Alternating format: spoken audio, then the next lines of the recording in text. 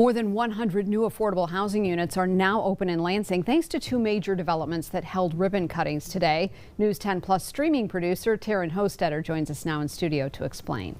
Ann and David, this $42.1 million project is the first ground-up housing built by the Lansing Housing Commission in more than 20 years. Across the two developments located on Grand Avenue, 111 families will be able to apply for affordable housing. The commission is hoping to start moving people in as soon as next week.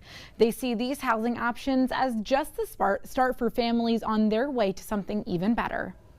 Lansing Housing Commission, we're firm believers of not just providing the housing, but then working with the residents to move them up and eventually hope that they can, if possible, move out of housing and then create new units. In addition to these projects, the Housing Commission is also gearing up to renovate the blighted Washington apartments in Riotown. They plan to start that project by the end of this year. Ann and David, back to you. Taryn, thank you. You can watch the full ribbon cutting on demand by downloading the free News 10 Plus app or at news10lansing.com.